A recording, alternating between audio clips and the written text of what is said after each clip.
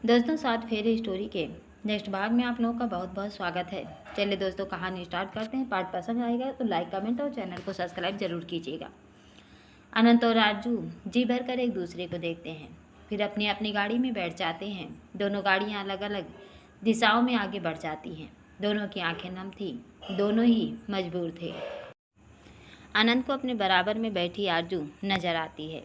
वो आरजू को जो पहले हुआ करती थी, वही पूरी बाजू का सिंपल सा सूट, बाल खुले हुए, चेहरे पर कोई मेकअप नहीं। वो थी अनंत की आरजू। उसे देखकर अनंत की आंखों में से लुढ़कते हुए आंसू उसके गालों पर आ जाते हैं, जिन्हें आरजू अपने हाथों से साफ करती है और अपना सर उसके कंधे से टिका लेती है और कसकर उसकी बाजू को पकड़ लेती है, जैसे कह रही हो कि मैं हूँ आपके साथ। उधर आरजू भी रो रही थी। उसे भी अपने बराबर में बैठा अनंत नजर आता है, जो कि गुस्से से उसे घूर रहा था कि तुमसे मना किया है न रोने के लिए। वो था आरजू का अनंत। वो भी अपने हाथों से उसकी आंखें साफ करता है और उसका माथा चूम लेता है, जैसे कह रहा हो कि कुछ नहीं होगा, मैं हूँ तुम्हारे साथ। इसके साथ वो अपना सर आरजू की गोद में रख देता है और उसका हाथ उठाकर अपने बालों में। दोनों ही इस वक्त एक दूसरे को अपने साथ महसूस कर रहे थे। नकाबपोश के आदमी साहिल को उसके घर ले जाते हैं। नकाबपोश ने बोला था कि साहिल के पूरे परिवार को कमरे में बंद कर देना, ताकि साहिल कोई चालाकी न कर सके, और 4 आदमी उसके बंगले के बाहर ही खड़े रखना। पर नकाबपोश के आदमी अनजाने में साहिल, स्नेहा, मिठी और विभाजी को घर में बने उसी छोटे कमरे में बंद कर देते हैं, जिसका एक गुप्त रास्ता घर के पीछे होकर बाहर की तरफ जाता था, जिसका पता बस अनंत और साहिल को ही था। साहिल ने सोच लिया था कि उसे क्या करना है। दोनों गाड़ियाँ अलग अलग दिशाओं में बढ़ रही थी। अनंत देखता है कि उसकी गाड़ी शहर से दूर एक कच्चे रास्ते पर आ गई है। आरजू की गाड़ी भी अपनी रफ्तार से आगे बढ़ रही थी। उसे बस आर्यन की चिंता खाई जा रही थी। दिल बहुत घबरा रहा था उसका। उसे समझ नहीं आ रहा था कि वो क्या करे। कुछ ही देर में उसकी गाड़ी एक बड़े से घर के सामने रुकती है, जो कि रात के अंधेरे में बहुत डरावना लग रहा था। आरजू के हाथ पैर तो अभी से ही कांप रहे थे। डर के मारे गला सूख गया था उसका। वो आदमी कहता है, चलो जल्दी उतरो, मालिक को ज़्यादा टाइम वेट करना अच्छा नहीं लगता। आरजू एक गहरी सांस लेती है और खुद को मजबूत करके वो गाड़ी से उतरती है।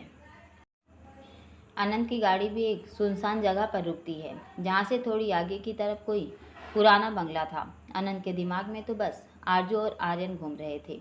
वो कैसे भी करके बस जल्दी से जल्दी उनके पास जाना चाहता था। वो आदमी कहता है, चलो जल्दी करो। अनंत गाड़ी में से उतरता है और हर एक चीज़ पर अपनी गहरी नज़र रख रहा था। वो आदमी आगे बढ़ते हुए कहता है, मेरे पीछे आओ। अनंत उसके पीछे चल रहा था और पीछे चलते चलते वो अपना एक हाथ उसकी गर्दन पर मारता है, जिससे वो आदमी वहीं ढेर हो जाता है। अनंत अब आगे की तरफ जाता है। दूसरी तरफ वो आदमी भी आरजू को अपने साथ चलने को बोलता है। आरजू बस किसी जिंदा लाश की तरह खुद को घसीट रही थी। वो आदमी आरजू को लगभग धक्का देते हुए कहता है, जल्दी चलो। ये कहता हुआ वो उसे लेकर अंदर पहुंच जाता है। आरजू चारों तरफ नज़र घुमाकर देखती है। बाहर से जो घर डरावना लग रहा था, अंदर से वो बहुत ज़्यादा सजाया हुआ था। हर तरफ सजावट, घर के बीचों बीच लगा शादी का मंडप और सामने ही सजी हुई सुहाग सेज। उसका दिल धक धक करने लगता है। उसकी नज़रें दूसरी तरफ जाती है, जहाँ एक बड़ा सा कांच का बक्सा रखा हुआ था, जो कि चारों तरफ से बंद था, हाँ, पर ऊपर की तरफ से खुला था, और उस बक्से के अंदर आर्यन को बंद कर रखा था। रो रो कर आंसुओं के निशान उसके चेहरे पर सूख गए थे। सुबह से कुछ खाया नहीं था उसने। वो नन्हा सा फूल एकदम से मुरझा गया था। ये देखकर आरजू का दिल दहल जाता है। वो एकदम से चिल्ला पड़ती है, आर्यन। अपनी माँ की आवाज़ जैसे ही आर्यन के कानों से टकराती है, वो तुरंत होश में आता है और उस कांच के बक्से पर अपने नन्हे नन्हे हाथ मारते हुए मम्मा मम्मा चिल्लाने लगता है। हालांकि उसकी आवाज़ बाहर नहीं आ रही थी, पर उसकी आवाज़ की तरफ आरजू को दिल तक जरूर पहुंच रही थी। आरजू की आंखों में आंसू आ जाते हैं। वो तुरंत उसकी तरफ भागने लगती है, पर बीच में नकाबपोश आकर उसको कमर से पकड़ लेता है। दूसरी तरफ अनंत भी अंदर जाता है। अंदर जाते उसकी आंखें हैरानी से बड़ी हो जाती हैं। सामने शादी का मंडप सजा हुआ था और वहीं पास में दुल्हन बनी अंजलि खून से लथपथ जमीन पर पड़ी थी और अपनी आखिरी सांसें ले रही थी। ये देखकर आनंद को एक धक्का सा लगता है। वो जल्दी से भागकर उसके पास जाता है। अंजलि, अंजलि, ये क्या हुआ है तुम्हें? ये कैसे? अंजलि बीच में ही उसका हाथ पकड़ते हुए कहती है, बड़ी मुश्किल से मैं, मेरी बात पूरी सुनिए। उसकी सांसें उखड़ रही थी। उससे बोला नहीं जा रहा था, पर फिर भी वो आगे बोलते हुए कहती है, मुझ पे तरस मत खाइए सर। ये मेरे ही कर्मों की सज़ा है जो मैंने एक बच्चे को उसकी माँ से दूर करने की है। आनंद फिर भी उसको हौसला देते हुए कहता है, कुछ नहीं होगा तुम्हें, मैं तुम्हें हॉस्पिटल। अंजलि बीच में ही कहती है, नहीं सर, मेरे पास वक्त नहीं है, आप मेरी बात सुनिए। वो आदमी बहुत खतरनाक है। उसने मुझे अपने जाल में फंसाया और ये बोला कि वो बस आर्यन को किडनैप करके सिर्फ आरजू को डराना चाहता है, पर वो उसे नुकसान नहीं पहुंचाएगा। पर जब मैं दुल्हन बनकर यहाँ आपका इंतजार कर रही थी, तब उसके आदमी आए और मुझ पर चाकू से हमला कर दिया। फिर उस आदमी ने मुझे फ़ोन करके बोला कि मैं तो सिर्फ एक मोहरा बनी हूँ आप सबको फंसाने के लिए। उसका प्लान है कि आरजू से शादी करते ही वो आपको भी मार देगा और आर्यन को भी। बहुत मुश्किल से और अटकते हुए अंजलि उसे सब बताती है और फिर आप जल्दी जाइए और उन दोनों को बचाइए। और फिर उसके सामने हाथ जोड़ते हुए कहती है, हो सके तो मुझे माफ़, बस इतना ही कह पाती है वो। और उसका हाथ नीचे हवा में लटक जाता है। आंखें खुली रह जाती हैं, जिनमें से आंसू बहकर किनारों तक आ जाते हैं। अनंत अपने हाथ से उसकी आंखें बंद करता है और पूरा गुस्से से भर जाता है। उसकी आंखों में इस वक्त इतना गुस्सा था कि वो अपनी जलती निगाहों से किसी को भी जला सकता था। वो अभी भी वैसे ही बैठा था कि किसी के कदमों की आहट उसको सुनाई देती है। वो कदमों की आहट उसी की तरफ बढ़ रही थी। आनंद थोड़ा चौकन्ना हो जाता है, पर जैसे ही वो पीछे मुड़कर देखता है, तभी कोई जोर से उसके सर पर वार करता है। आरजू जैसे ही आर्यन के पास जाने लगती है, तभी नकाबपोश एकदम से आकर उसको कमर से पकड़ लेता है। आरजू एकदम से घबरा जाती है। वो उसकी पकड़ से आज़ाद होने की कोशिश करती है, पर नकाबपोश की पकड़ उस पर कसती जा रही थी। आर्यन अभी मम्मा मम्मा चिल्ला रहा था। आरजू खुद को छुड़ाने की कोशिश करते हुए कहती है, प्लीज़ छोड़ो मुझे, मेरा बच्चा, मेरा आर्यन, लीव मी। पर नकाबपोश की पकड़ इतनी मजबूत थी कि आरजू खुद को छुड़ा नहीं पा रही थी। बस वो लगातार चिल्लाए जा रही थी, आर्यन, आर्यन। नकाबपोश को गुस्सा आ जाता है। वो एक झटके से आरजू को अपनी तरफ घुमाता है और एक जोरदार थप्पड़ मारता है उसके गाल पर। आरजू लड़खड़ा जाती है और ज़मीन पर गिर जाती है। कुछ देर के लिए सब कुछ शांत हो गया था। चारों तरफ सन्नाटा। आर्यन भी एकदम से चुप हो गया था, पर उसकी छोटी छोटी आंखों में मोटे मोटे आंसू थे। वो धीरे से कहता है, मम्मा। ये कहता हुआ सुबकने लगता है। आरजू अभी भी जमीन पर पड़ी थी। उसने अभी तक नकाबपोश की तरफ नहीं देखा था। आनंद के सर पर कोई डंडे से वार करता है। एक बार को तो उसका सर चकरा जाता है और माथे से हल्का सा खून भी बहने लगता है। अनंत एकदम से अपनी आंखें बंद करता और फिर उन्हें खोलता है। उसकी वो जलती निगाहें। वो एकदम से खड़ा होता है और पीछे पलटता है। उसके पीछे गुंडों की पूरी फौज खड़ी थी। एक पल के लिए तो अनंत का चेहरा और भी जलती आंखें देखकर घबरा जाते हैं, क्योंकि किसी पहचान का मोहताज नहीं था अनंत। इस जुर्म की दुनिया का बादशाह रह चुका है वो, और शायद आज भी वही है। अनंत बिना कुछ बोले बरस पड़ता है उन सब पर। उसके सर पर इस वक्त जुनून सवार हो गया था। वो सब भी अपनी पूरी ताकत लगाकर अनंत का सामना कर रहे थे, पर अनंत तो इस वक्त एक खूंखार शेर लग रहा था और जो भी उसके सामने आ रहा था वो उसका शिकार कर रहा था। उसे इस वक्त कोई होश नहीं था। तभी कोई पीछे से आकर उसकी कमर में तेज तरार चाकू भोंक देता है। एकदम से हमला होने से आनंद संभल नहीं पाता और उस सन्नाटे में उसकी चीख गूंज जाती है। नकाबपोश ने इतनी जोर से आरजू को थप्पड़ मारा था कि उसके होंठों से खून बहने लगता है। मासूम सा आर्यन सब देख रहा था। आरजू जमीन पर थी और उसकी गोरी गोरी टांगे लहंगे में से हल्की हल्की दिख रही थी, जो नकाबपोश को पागल कर रही थी। वो तुरंत आरजू के पास जाता है और उसके पैर पर अपनी उंगलियां फेरते हुए कहता है, सॉरी बेबी, सॉरी, पर तुमने गुस्सा दिला दिया ना मुझे। तुम्हारी जुबान पर बस मेरा नाम आना चाहिए और किसी का नहीं। लगभग वो गुस्से से उसके पैरों को दबाते हुए बोलता है। आरजू की दर्द भरी एक आह निकल जाती है। उसको नकाबपोश की आवाज़ कुछ जानी पहचानी लगती है। वो उसकी तरफ देखती है। वैसे ही सर से लेकर पैर तक काले कपड़े, काली हुड्डी की कैप, मुंह पर काला मास्क, बस उसकी आंखें दिखाई दे रही थी। आरजू उन आंखों को पहचानने की कोशिश कर रही थी और नकाबपोश लगातार उसके पैर पर अपने हाथ घुमा रहा था। आरजू देखती है कि नकाबपोश के हाथ उसके पैर से होते हुए लहंगे के अंदर जाने वाले हैं। वो तो तुरंत एकदम से उसे धक्का दे देती है, जो काफ़ी था नकाबपोश को गुस्सा दिलवाने के लिए। वो एकदम से आरजू की तरफ लपकते हुए कहता है, तेरी इतनी हिम्मत तो मुझे रोकेगी। आरजू डर के मारे पीछे होने लगती है और सिसकते हुए वो पीछे दीवार से लग जाती है। नकाबपोश उसके बिल्कुल करीब पहुंच जाता है और अपना मास्क से ढका हुआ चेहरा बिल्कुल आरजू के चेहरे के करीब लेकर जाता है। आरजू को उसकी आंखों में गुस्सा, हवस, गंदगी सब दिखाई दे रही थी। वो आरजू के चेहरे पर झुकने लगता है। आरजू अपना चेहरा फेरते हुए अपनी आंखें बंद कर लेती है। उसके होंठ हिलते हैं, जिनमें से निकलता है अनंत।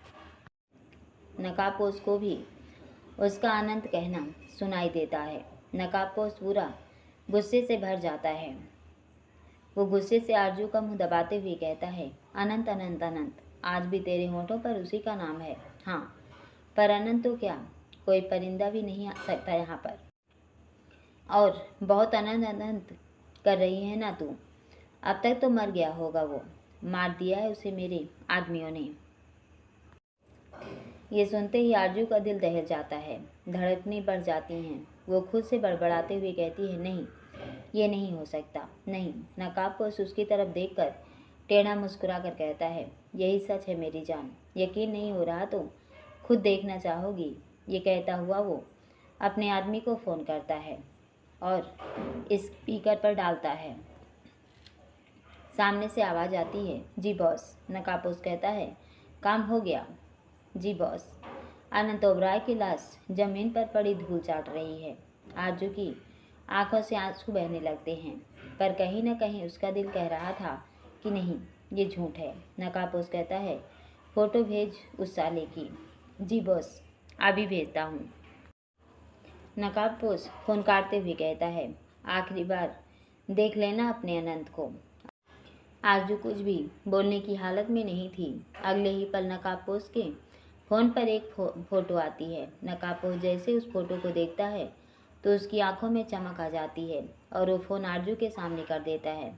आरजू देखती है कि अनंत बेजान सा ज़मीन पर पड़ा हुआ है। उसके सर में से खून निकल रहा था और पेट में से भी चेहरा पीला पड़ चुका था। वो उसे देखकर एकदम से चिल्ला पड़ती है, नहीं। नकाबपोश से एकदम से उसे अपनी बाहों में जकड़ते हुए कहता है, अब तुझे मेरी होने से कोई नहीं रोक सकता। आरजू जो अपनी सुध-बुध गंवा चुकी थी, नकाबपोश के छूने से वो एकदम से होश में आती है और उससे पीछे होते हुए कहती है, कौन हो तुम? नकाबपोश कहता है, हाय, इतनी बेताबी मुझे देखने की। कोई नहीं मेरी जान, ये हसरत भी पूरी कर देते हैं। ये कहता वो धीरे से अपनी कैप उतारता है और धीरे धीरे अपना मास्क। जैसे ही आरजू की नज़र उसके चेहरे पर पड़ती है तो डर के मारे उसकी एक भयानक चीख वहाँ पर गूंज जाती है। नकाबपोश जैसे ही अपने चेहरे से मास्क हटाता है, उसे देखते ही आरजू की आंखें हैरानी से फैल जाती हैं और डर की वजह से उसकी चीख निकल जाती है। आरजू घबराकर उससे पीछे होते हुए कहती है, तुम? आरजू का यूं घबराकर पीछे होना नकाबपोश के गुस्से को बढ़ावा दे देता है। वो गुस्से से आरजू के पास जाता है और उसे बाजू से पकड़कर खड़ा करते हुए कहता है, हाँ मैं, ये देख, तेरी वजह से मेरी क्या हालत हो गई है। वो अपने चेहरे की एक साइड उसके सामने करते हुए बोलता है, जो कि एक तरफ से सारा जला हुआ था। आरजू उसका चेहरा देख नहीं पाती और एकदम से अपनी आंखें बंद कर लेती है। वो नकाबपोश वही था जो उस दिन कपूर के घर में आरजू के साथ बदतमीजी कर रहा था। जब अनंत ने कपूर के घर को जलाया था तो वो अंदर ही था। सुबोध को लगा था कि वो मर गया, पर वो जिंदा था। सबके जाने के बाद वो आग में से बचता हुआ बाहर आता है, पर तब तक उसका आधा चेहरा जल गया था। नकाबपोश बेहद गुस्से से कहता है, ये सब तुम्हारी वजह से हुआ है। कहा था ना तुमसे मैंने कि मेरा हाथ थाम लो, बहुत खुश रखूंगा तुम्हें, पर नहीं, तुम्हें तो उस आनंद की जान बचानी थी ना। वो जोर से उसका मुंह दबाते हुए बोलता है। आरजू एकदम से उसे दूर धक्का देते हुए कहती है, दूर हटो मुझसे, पास भी मत आना मेरे, घिन आती है मुझे तुमसे। दूसरी तरफ नकाबपोश के आदमियों ने साहिल और बाकी सबको भी उसी छोटे से कमरे में बंद कर दिया था और खुद को उसके घर के बाहर खड़े थे ताकि साहिल वहाँ से न जा पाए, क्योंकि उनकी नज़र में तो घर से बाहर जाने का एक ही रास्ता था। साहिल भी आज अपने पुराने अवतार में वापस आ गया था। वो छोटा कमरा भी दो हिस्सों में बटा हुआ था। एक तरफ तो बैठने के लिए सोफे रखे हुए थे और दूसरी तरफ असला बारूद, गैरकानूनी हथियार रखते थे वो पहले, अब नहीं। अब तो बस वहाँ साहिल की और अनंत की गन रखी हुई थी। विभा जी मिट्टी को लेकर सोफे पर बैठी थी, क्योंकि मिट्टी बहुत ज़्यादा घबरा रही थी, इसलिए विभा जी उसको अपने तरीके से शांत करवा रही थी। साहिल कमरे के दूसरे हिस्से में था और दोनों हिस्सों के बीच एक दरवाज़ा था जो कि बिल्कुल दीवार की तरह लगता था। साहिल वहाँ जाकर अपनी और अनंत की गन लोड करता है।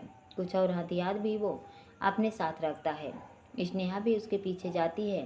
साहिल एक नज़र उसको देखता है, फिर वापस अपना काम करने लगता है। वो उससे अभी भी नाराज़ था।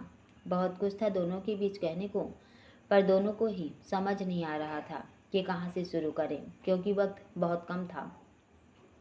साहिल अपनी गन में गोलियां भरते हुए कहता है, अगर अनंत, आरजू और आर्यन को बचाने के लिए मुझे अपनी जान भी देनी पड़े तो भी मैं पीछे नहीं हटूंगा। बस मेरे बाद मिट्टी का ख्याल रखना और उसे कह देना कि पापा उससे बहुत प्यार करते थे। स्नेहा का दिल भर आता है। वो भागकर साहिल को पीछे से अपनी बाहों में भर लेती है और कुछ पल उसे महसूस करने लगती है। साहिल की आंखें भी खुद ब खुद बंद हो जाती हैं। स्नेहा वैसे उसके पेट से सटते हुए कहती है, मैंने हमेशा से तुम्हारे फैसले की कदर की है साहिल, और इस बार भी करती हूँ, पर जाने से पहले मुझे माफ़ करके जाओ। मैं तुम्हारी याद के सहारे पूरी ज़िंदगी खुशी से बिता सकती हूँ, पर तुम्हारी नाराज़गी के साथ एक दिन भी नहीं जी सकती। ये कहते हुए उसके आंसू बह जाते हैं और साहिल के भी।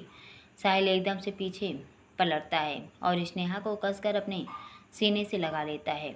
स्नेहा भी कसकर उसको पकड़ लेती है, जैसे समा लेना चाहते हों दोनों एक दूसरे को। क्या पता बाद में ये मौका मिले या ना मिले।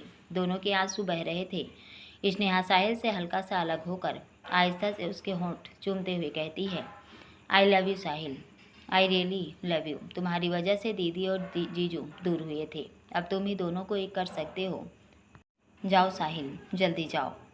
साहिल स्नेहा को कमर से पकड़कर अपने करीब करता है और उसे एक डीप किस करता है। हालांकि दोनों के आंसू बह रहे थे। आने वाले वक्त में क्या हो क्या नहीं किसे पता। साहिल एकदम से स्नेहा से अलग होता है और बिना पीछे पलटे उस छोटे रास्ते से होता हुआ घर से बाहर चला जाता है। स्नेहा नम आंखों से उसे जाते हुए देखती है, पर फिर अगले ही पल मुस्कुराते हुए कहती है, मेरे साहिल को अपने मकसद में कामयाब करना भगवान। 6 साल से तड़प रहा है वो भी दोनों को फिर से एक करने के लिए। वो बात अलग है कि अंदर से उसका दिल रो रहा है। साहिल घर के बाहर निकलता है और जल्दी से कहीं चला जाता है। आरजू नकाबपोश को खुद से दूर करते हुए कहती है, दूर हटो, मेरे पास भी मत आना, घिन आती है मुझे तुमसे। नकाबपोश उसे बालों से पकड़कर उसका चेहरा ऊपर करता है और एक जोरदार चाटा उसकी गाल पर मारते हुए कहता है, घिन आती है तुझे मुझसे? हाँ, घिन? मैं बताता हूँ तुझे घिन किसे कहते हैं। ये कहते हुए वो आरजू को खींचकर मंडप की तरफ ले जाता है और ज़मीन पर धक्का दे देता है। आरजू अपनी पूरी ताकत लगाकर खड़ी होती है और मंडप को तहस नहस करते हुए कहती है, मैं तुमसे कभी शादी नहीं करूँगी। नकाबपोश करता है, शादी तो तुझे हर हाल में मुझसे ही करनी होगी। आरजू एक जोरदार चाटा उसको मारते हुए कहती है, कभी नहीं। नकाबपोश अपने गाल पर हाथ रखकर कहता है, तुम्हारे कोमल हाथ, उफ। फिर अगले ही पल वो हवा में एक गोली चलाता है। उसके गोली चलाते ही उस कांच के बॉक्स में ऊपर से पानी गिरने लगता है जिसमें आर्यन को रखा हुआ था। ये देखकर आरजू एकदम से चिल्ला पड़ती है, नहीं मेरा बच्चा, और भागकर आर्यन के पास जाने लगती है। पर वो नकाबपोश बीच में ही उसका हाथ पकड़ते हुए कहता है, अपने बच्चे से तो तुम तभी मिल सकती हो जब तुम मुझसे शादी करोगी। आरजू को कुछ समझ नहीं आ रहा था। वो उस आदमी को की मिन्नतें कर रही थी, प्लीज़ मेरे बच्चे को छोड़ दो। उधर आर्यन भी चिल्ला रहा था और रो रहा था। ठंडा ठंडा पानी उस मासूम के ऊपर गिर रहा था जिससे वो काँप भी रहा था। आरजू अपने बच्चे के लिए तड़प रही थी। वो आदमी कहता है, बेचारा बच्चा, बाप तो बेचारे का मर ही चुका है, और तुम कैसी माँ हो तुम जो अपने बच्चे का जरा भी नहीं सोच रही। आरजू ने इतना लाचार खुद को कभी महसूस नहीं किया था। वो मन में कहती है, कहाँ हो आप। नकाबपोश उसका चेहरा देखते हुए कहता है, अनंत को याद कर रही हो, करो करो, जितना याद करना है करो, क्योंकि अब बस याद ही कर सकती हो तुम उसे, जिंदा होगा तो आएगा ना। आरजू गुस्से से अपनी आंखें खोलती है और अपनी जलती निगाहें नकाबपोश पर डालते हुए कहती है, अनंत का अंत नहीं होता, वो अनंत है, वो ज़रूर आएंगे और तेरा वो हाल करेंगे जो तू सोच भी नहीं सकता। नकाबपोश गुस्से से उसकी बाजू मोड़ते हुए, तेरी ये अकड़ ही तोड़नी है आज मुझे, अनंत अनंत। अब एक बार और तूने उसका नाम लिया ना तो। आरजू बीच में ही टेढ़ा मुस्कुरा कर कहती है, क्यों डर लग रहा है? उसका नाम लेने से ही तेरा ये हाल है, तो जब वो तेरे सामने होंगे तब क्या हाल होगा तेरा? अपनी मौत को खुद दावत दी है तूने। आरजू की बातें नकाबपोश को बहुत ज़्यादा गुस्सा दिला देती हैं। वो एकदम से आरजू पर लपकते हुए कहता है, डर क्या होता है ये मैं तुझे बताऊंगा अब। ये कहकर वो आर्यन के ऊपर गिरने वाले पानी की स्पीड दुगनी कर देता है। वो छोटा सा आर्यन पूरा भीग गया था और पूरी तरह कांप रहा था। पानी लगभग उसकी छाती तक भर गया था। अगर पानी ऐसे ही गिरता रहा तो कुछ ही देर में वो डूब जाएगा। आरजू उस पर गरजते हुए कहती है, कायर इंसान, एक छोटे बच्चे का इस्तेमाल करके जीत हासिल करना चाहता है तू।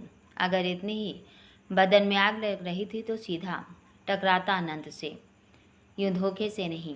तू है तुझ पर। नकाबपोश बहुत ज़ोर से आरजू के बाल पकड़कर कहता है, चुप साली, मैंने यहाँ तुझे प्यार करने के लिए बुलाया है, ना कि अनंत का गुणगान करने के लिए। चल आज तुझे बताऊंगा कि मेरे बदन में कितनी आग है। ये कहकर वो उसको खींचते हुए वहाँ पर सजी सुहाग सेज पर धक्का दे देता है और अपने कमीज उतारते हुए कहता है, भाड़ में गई शादी, अब तो बस सुहाग रात होगी, वो भी तेरे बच्चे के सामने। आरजू वहाँ से उठकर भागने की कोशिश करती है, पर बीच में ही वो नकाबपोश उसे पकड़कर वापस बिस्तर पर धक्का दे देता है, जिससे आरजू के बाल खुल जाते हैं और आगे की तरफ हो जाते हैं। उसकी पीठ नकाबपोश की तरफ थी और लहंगे वाले ब्लाउज में से दिखाई दे रही थी। उसकी गोरी पीठ देखकर तो नकाबपोश बिल्कुल पागल सा हो जाता है। आरजू को हासिल करने के लिए वो मचल उठता है। उधर आर्यन के ऊपर लगातार पानी गिर रहा था और वो अब पानी में डूबने ही वाला था। नकाबपोश अपनी पैंट में छिपाया हुआ चाकू निकालता है और एक झटके से उसके ब्लाउज को काट देता है, जिससे उसके दोनों सिरे नीचे लटक जाते हैं।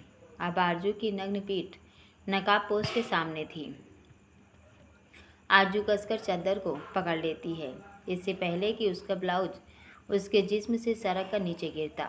उससे पहले ही किसी तूफान की तरह अनंत आता है और एक जोरदार लात नकाबपोश की पीठ पर मारता है और आरजू को पीछे से अपनी बाहों में भर लेता है। आरजू तो दूर से ही उसके एहसास को पहचानती थी, फिर यहाँ तो अनंत उसके बेहद करीब था। आरजू सुकून से अपनी आंखें बंद कर लेती है और कसकर अनंत का हाथ पकड़ लेती है। आरजू की आंखों से बहते आंसू अनंत के हाथ पर गिरते हैं, जो काफ़ी थे अनंत के गुस्से को बढ़ाया देने के लिए। अनंत आरजू के लटके हुए ब्लाउज को पकड़ता है और दोनों सिरों को पकड़कर गांठ बांध देता है और आरजू के खुले बालों को पीछे कर देता है। आरजू रोंदे हुए गले से कहती है, आर्यन, बस इतना ही बोल पाती है। अभी तक अनंत और आरजू ने एक दूसरे को नहीं देखा था। अनंत की नज़रें आर्यन पर पड़ती है तो अपने बच्चे को इस हाल में देखकर रोंगटे खड़े हो जाते उसके। पर तभी साहिल अपना निशाना साध कर उस कांच के बॉक्स पर गोली चलाता है, जिससे उस बॉक्स के दरारें पड़ जाते हैं और पानी धीरे धीरे करके बाहर आने लगता है। इससे पहले कि वो बॉक्स पूरी तरह टूटता, साहिल भागकर आर्यन के पास जाता है, जो कि लगभग बेहोश होने वाला था।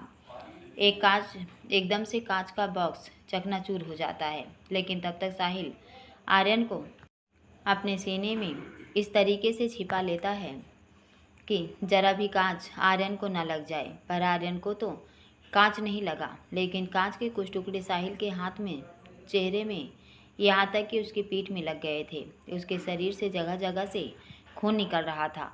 आरजू ये सब देख रही थी। साहिल जल्दी से आर्यन को आरजू के पास लेकर आता है। आरजू देखती है आर्यन कोई मूवमेंट नहीं कर रहा। वो आंसू भरी नज़रों से साहिल की तरफ देखती है। साहिल उसे दिलासा देते हुए कहता है, कुछ नहीं होगा इसे।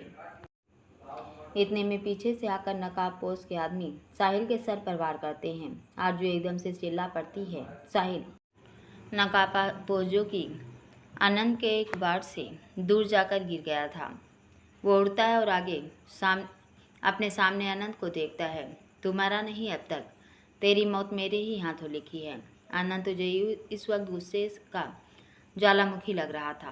वो अपनी आंखें बंद किए हुए खड़ा था। आज भी वही हो रहा था जो उसके साथ हुआ था। अनंत के सामने उसकी माँ के साथ कपूर ने, और आज वैसे ही आर्यन के सामने आरजू के साथ। सब कुछ किसी फिल्म की तरह उसके सामने घूम जाता है। नकाबपोश उसका चेहरा देखते हुए टेढ़ा मुस्कुराने लगता है। जख्म हरे हो गए तेरे, याद है ना तुझे? तेरी माँ के साथ भी तेरी आंखों के सामने, और आज भी वही होगा तेरे बच्चे के सामने तेरी बीवी की इज्जत। वो अपनी बात पूरी नहीं कर पाता, क्योंकि अनंत एकदम से अपनी आंखें खोलता है और अपनी वही गुस्से से जलती निगाहें नकाबपोश पर डालता है, जो काफ़ी थी नकाबपोश की बोलती बंद करने के लिए। अनंत कितने गुस्से में है, ये तो उसका चेहरा और लाल आंखें देखकर कोई भी बता सकता था। एक पल के लिए तो उसकी आंखें देखकर नकाबपोश की भी हालत खराब हो गई थी। उधर आरजू आर्यन को उठाने की कोशिश कर रही थी, पर आर्यन कोई भी मूवमेंट नहीं कर रहा था। साहिल के सर से खून बह रहा था, पर इसके बावजूद साहिल उन गुंडों का मुकाबला कर रहा था। आरजू को कुछ समझ नहीं आ रहा था। वो एकदम से पीछे मुड़कर अनंत के तरफ देखते हुए कहती है, अनंत जी। उसकी आवाज़ से अनंत भी उसकी तरफ देखता है।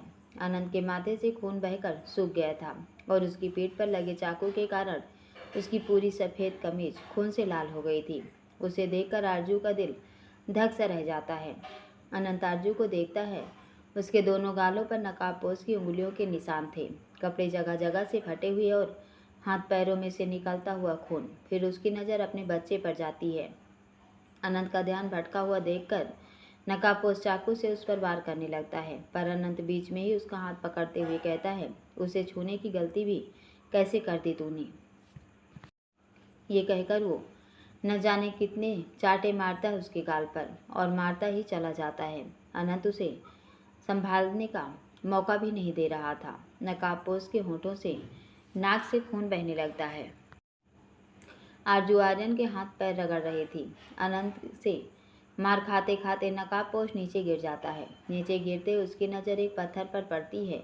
वो बिना देर के वो पत्थर उठाता है, जो कि ना तो ज़्यादा बड़ा था और न ज़्यादा छोटा, पर इतना ही कि अगर किसी को लगे तो वो बेहोश हो जाए।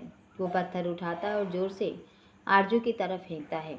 आरजू, जिसको बिल्कुल होश नहीं था, वो पत्थर सीधा उसके माथे पर लगता है और वो वहीं गिरकर बेहोश हो जाती है। इससे पहले कि अनंत समझ पाता कि उसने क्या किया, उससे पहले ही नकाबपोश जमीन पर गिरा हुआ चाकू उठाकर उसके पेट में घोंप देता है। साहिल एकदम से कहता है, अनंत। इससे पहले कि वो नकाबपोश दूसरी बार अनंत पर चाकू से वार करता, अनंत बीच में ही उसका हाथ पकड़ते हुए साहिल की तरफ देखकर कहता है, साहिल, आर्यन। साहिल कहता है, पर तू। अनंत, जिसके पेट से लगातार खून बह रहा था, वो बड़ी मुश्किल से बोलता है, तू मेरी फिक्र मत कर, आर्यन को कुछ नहीं होना चाहिए, तू जा, तुझे मेरी कसम। साहिल, जो नकाब पोष के आदमियों से लड़ रहा था, अनंत की कसम के आगे वो कुछ नहीं बोल पाता, पर वो पूरा गुस्से से भर गया था। वो कहर बनकर उन सब पर टूट पड़ता है। अनंत, पहले उसके सर पर चोट लगी थी, फिर पीठ में चाकू का गहरा घाव, और अब पेट में। काफ़ी खून बह गया था उसका। नकाबपोश अपनी पूरी ताकत लगाकर अनंत को धक्का दे देता है, जिससे अनंत दूर जाकर गिरता है। तब तक साहिल उसके आदमियों को धो चुका था और वो बिना देर किए आर्यन को वहाँ से लेकर सीधा हॉस्पिटल के लिए निकल जाता है, क्योंकि आर्यन को डॉक्टर की बहुत ज़रूरत थी। नकाबपोश के धक्का देने से अनंत ज़मीन पर गिर जाता है और उसकी पीठ में कोई नुकीली चीज़ चुभ जाती है, जिससे वो उठ नहीं पाता, क्योंकि पहले ही काफ़ी चोटें लग गई थी उसको। और इस चीज़ का फ़ायदा उठाकर नकाबपोश उसके ऊपर झपटता है और चाकू से वापस उसी जगह पर वार करता है और करता ही चला जाता है। तब तक उसे ये यकीन नहीं हो गया कि वो मर चुका है। अनंत बेजान सा उसके सामने पड़ा था, जान नहीं थी उसमें। आरजू भी बेहोश सी जमीन पर पड़ी थी और उसके कपड़े भी अस्त व्यस्त थे। नकाबपोश अपनी गंदी निगाहें उसके बदन पर डालता है और अपने होठों पर जीभ फिराता हुआ उसकी तरफ बढ़ जाता है। दोस्तों, जिन लोगों ने अभी तक चैनल सब्सक्राइब नहीं किया है, हमारी रिक्वेस्ट है, प्लीज़ कर दीजिए। चलिए दोस्तों, कहानी को यहीं विराम देते हैं और आशा करते हैं कि आप लोग चैनल सब्सक्राइब करके आगे का पार्ट ज़रूर सुनेंगे। धन्यवाद।